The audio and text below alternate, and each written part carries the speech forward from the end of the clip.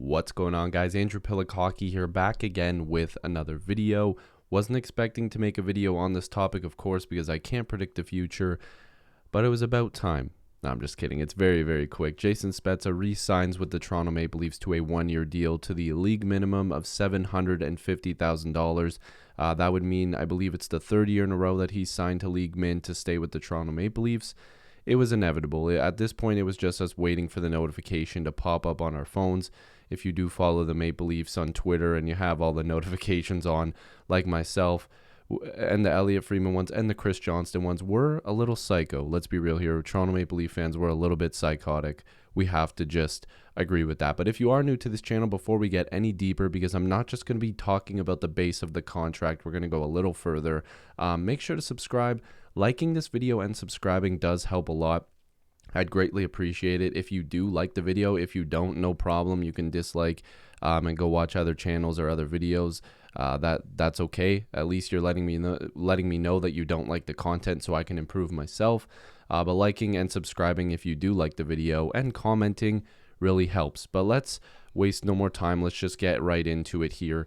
The Toronto Maple Leafs announced today that the hockey club has signed center Jason Spezza to a one-year contract extension. The value of the contract obviously is worth $750,000.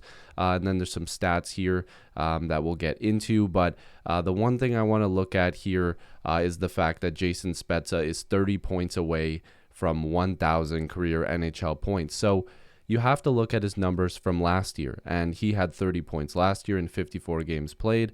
I would imagine that because this is one of his most productive seasons in recent memory, that he has a shot to keep doing it. It seems like the guy doesn't age. He just gets better, honestly. Like, look at these numbers. 25 and 58 in the 1920 season, and then 30 and 54, 10 goals and 20 assists. This is the most goals he's had since the 16-17 season, in which he played in Dallas and had 15. The guy is just a special hockey player. He knows how to put points on the board, and he's doing it for his Toronto Maple Leafs. And I'm very excited that he's a Leaf. Honestly, every single time I see the guy on the ice, he's just one of those leaders that you just love to have on your team. Jason Spezza is a class act.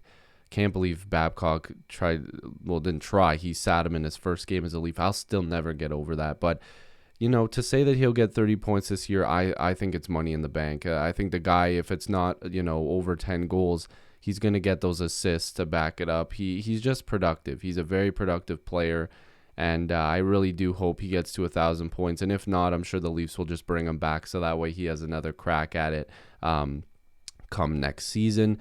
But you know what? The other thing is, too, is Jason Spezza is trying to win a Stanley Cup, and he believes that he can do it with this Leafs team. I say it every year. It's possible. They're supposed to be contenders, but this year it's kind of, let's be honest, just kicked us in the nuts, okay? The Leafs should have been better this year. We've said it a million times. We'll continue to say it, but at least Spezza's back. That's a positive, okay? So the next thing we're going to look at is what's next, because there's always a question, what's next? So I went on Cap Friendly, and of course, shout out to Cap Friendly. They're always really quick with this. So they already had Spezza's contract there. We have Kerfoot here. We have Brooks here. Now, we're just going to go ahead and move Kerfoot to long-term IR. It's pretty sad, but I'm pretty sure Kerfoot's pretty well gone, okay? So more than likely, you're going to see Spezza to start the season on that third-line center role. Mikheyev or Engvall could get traded. Nick Robertson is pretty much a lock there. You're going to see Zach Hyman is not in this lineup. Of course, he has not signed, and there's a good chance he's not going to. He's going to demand a lot of money, and as Chris Johnston has said, he's pretty well gone. Unfortunately, he thinks that he's played his last game as a Maple Leaf. So we'll have to just assume that the Leafs have $13 million to get three more players on their forward position.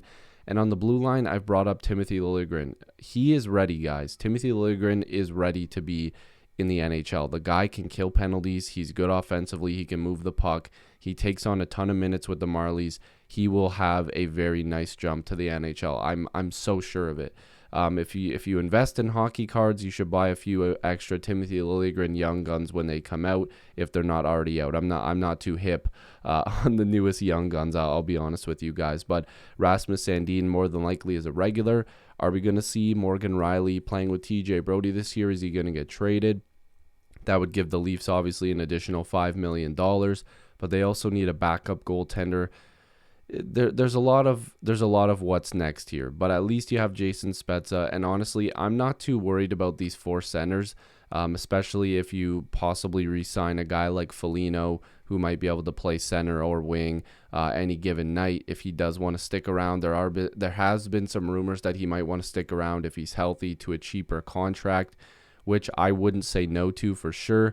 And you might have a little bit of extra money to play with to try to acquire better bottom 6 forwards if you do trade one of Mikheyev or Engvall, but then of course you have to replace those guys. So the Leafs have a lot of question marks here, but the good thing is Jason Spezza's into the fold again.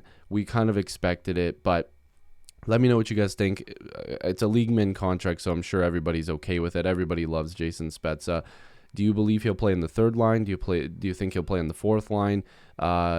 Who are they going to get next? The question's out to you guys. What's next? What do they do? So if you did like this video, make sure to like this video and subscribe. I'd greatly appreciate it. Thank you all for your support again. And yeah, I'll see you guys in the next video or stream. Peace.